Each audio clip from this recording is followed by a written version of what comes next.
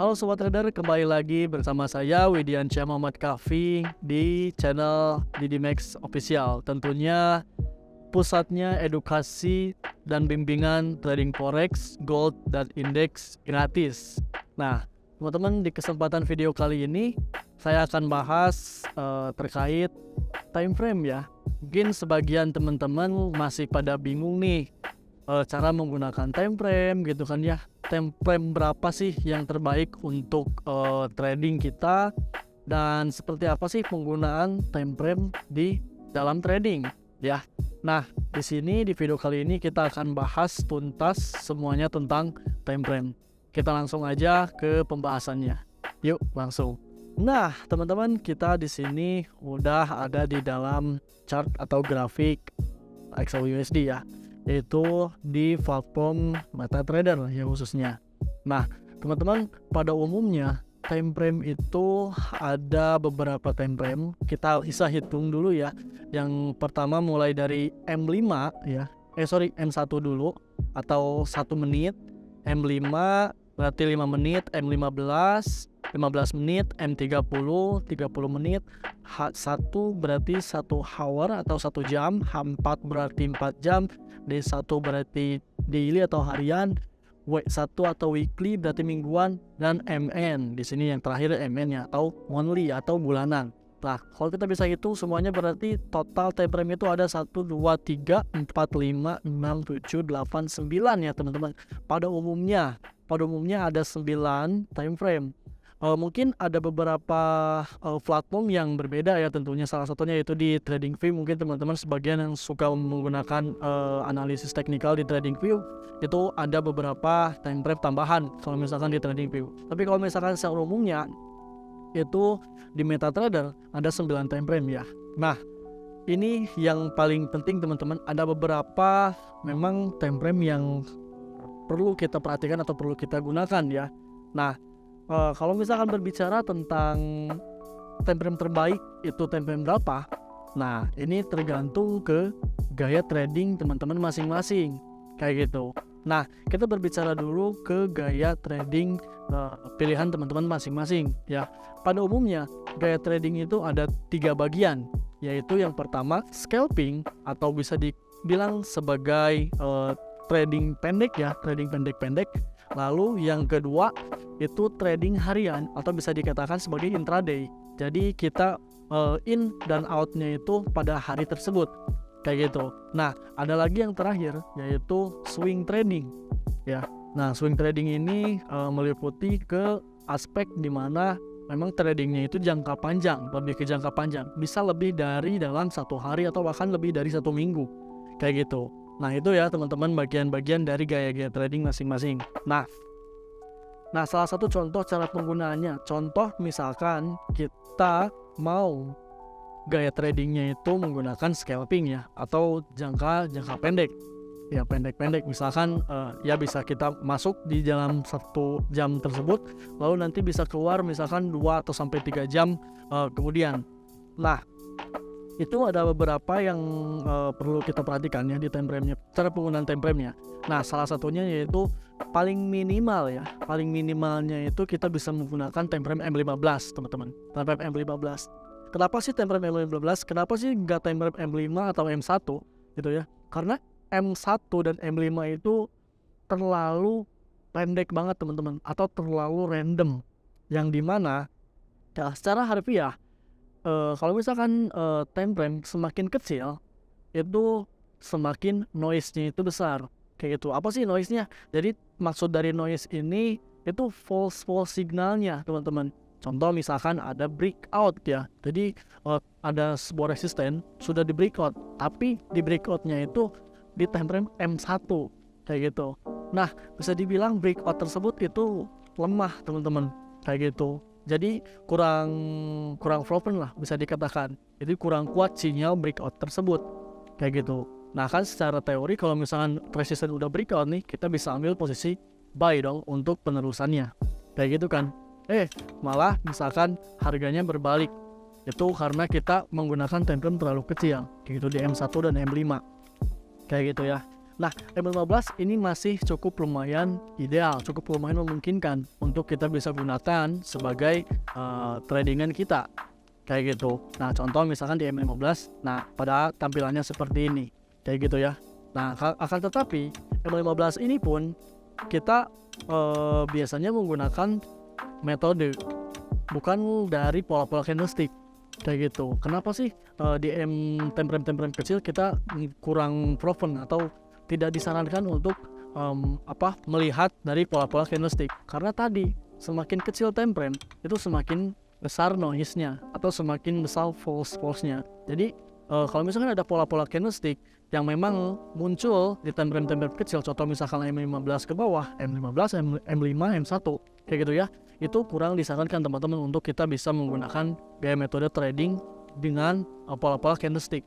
Yang paling ideal apa? Yang paling ideal minimal kita bisa mengetahui, oh di sini nih di time frame 15 ternyata udah membentuk misalkan ada pattern. Nah, kalau pattern itu bisa teman-teman ya, kalau misalkan pattern atau pola-pola pola-pola grafik ya, pola-pola grafik beda ya, candlestick pattern sama pattern yang contoh misalkan ada double top, ada double bottom. Nah, seperti itu. Nah, kalau misalkan pattern memang grafik pattern seperti itu, kita bisa lihat di time frame kecil. Contoh misalkan di M15 khususnya ya.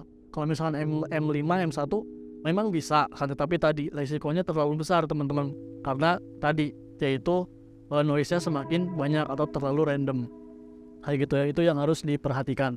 Nah, contoh misalkan di sini di M15, oh ternyata di M15 sudah membentuk head and shoulders, contoh misalkan ya, kita bisa curi start di M15 tersebut kayak gitu. Nah, itu salah satu kelebihan time frame kecil ya. Jadi nggak hanya banyak kekurangannya juga time frame kecil itu, ada kelebihannya juga, yaitu kita bisa curi start kayak gitu ya, curi start. Akan tetapi tadi tentunya risikonya teman-teman terlalu agresif kayak gitu. Bisa dibilang kita kalau misalkan menggunakan time frame kecil itu trading agresif, jadi tanpa adanya konfirmasi yang memang kuat kayak gitu. Nah, lalu misalkan tadi ya udah kita bahas cara scalping di time frame kecil, bisa menggunakan M15 teman-teman. Kalau saya pribadi biasanya di M15 ya, di M15 atau M30 kayak gitu.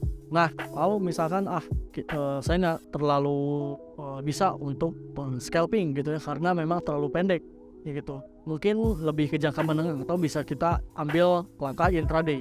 Nah, kalau misalkan saya boleh saranin ya teman-teman, khususnya teman-teman yang masih awam, ini metode atau gaya trading yang memang cukup populer dan cukup low risk ya, bisa dibilang khusus untuk teman-teman pemula nih kayak gitu ya.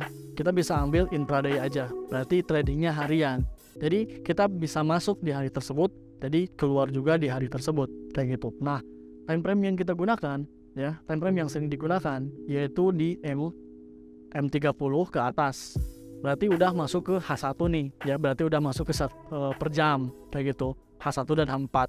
Nah, ini teman-teman, contoh misalkan di sini saya buka di time frame H1 ya, nah di XAUUSD H1 kayak gitu. Nah, tampilannya seperti ini. Jadi per satu candlenya itu per 1 jam ya, pembentukan satu candlenya per 1 jam.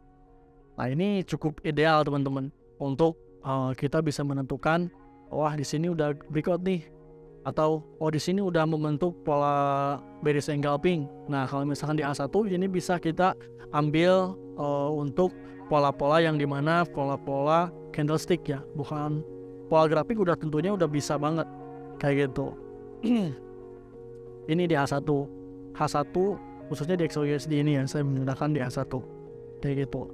Nah, jadi kalau misalkan lebih disaranin di H1 aja teman-teman, khusus untuk pemula nih, karena memang dibilang nggak terlalu pendek dan nggak terlalu panjang juga kayak gitu, jadi bisa dibilang lebih ideal.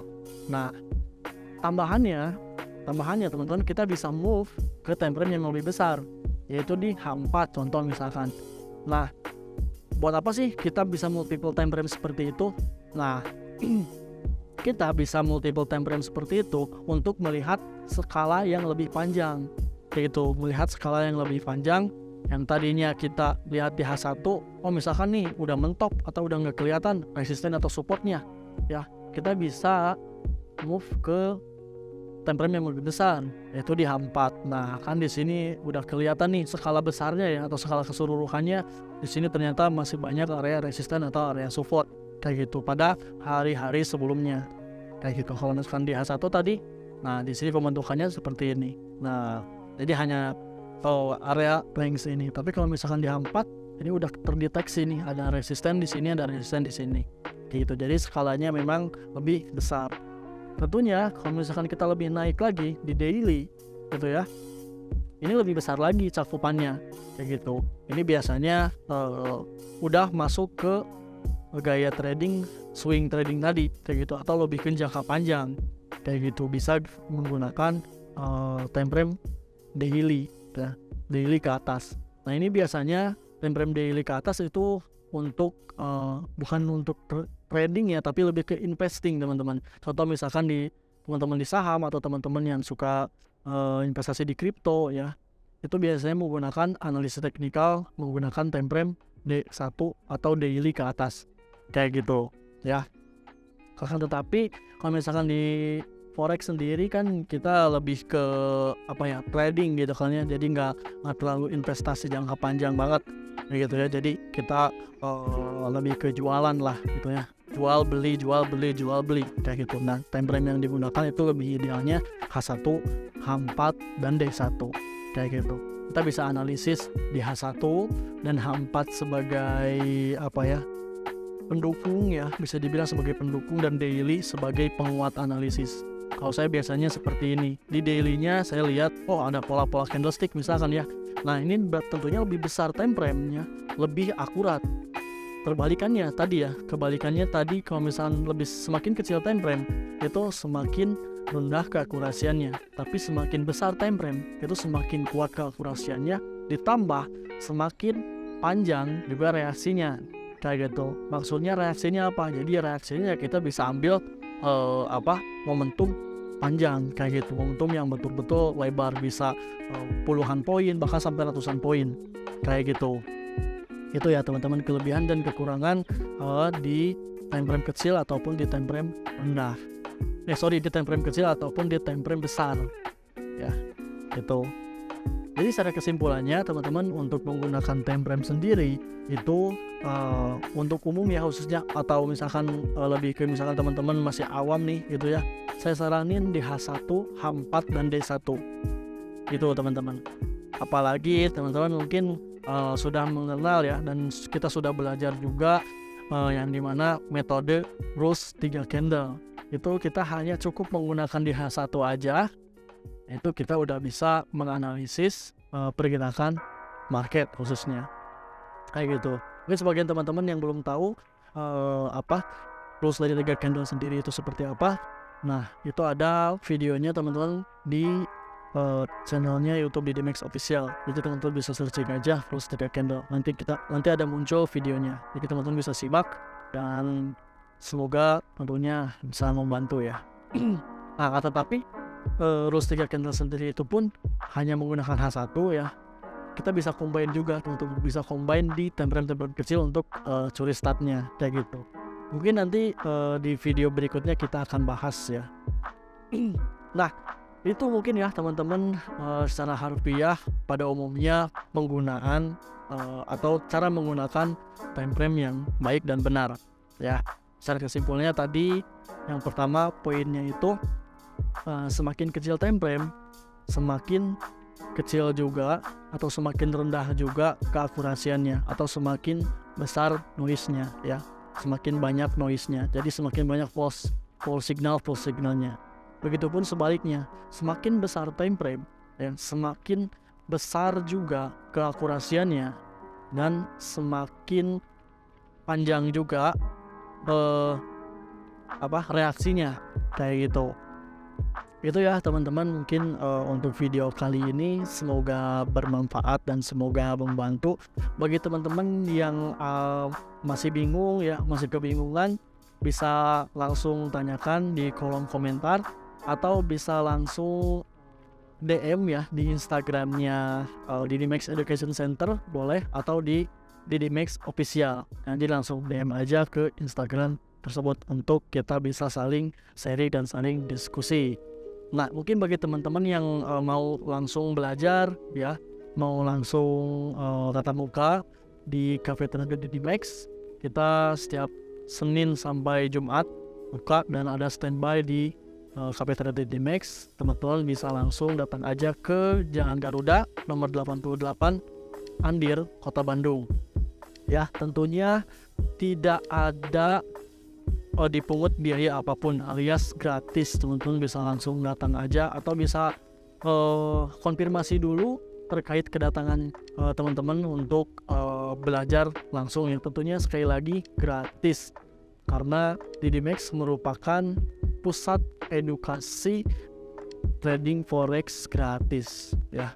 So mungkin kita cukupkan sekian untuk video kali ini, semoga bermanfaat ya. Sampai jumpa di video berikutnya. Saya Widiansyah Muhammad Kaffi pamit undur diri. Wassalamualaikum warahmatullahi wabarakatuh. Salam sehat, salam sukses, dan salam profit konsisten selalu. Bye bye.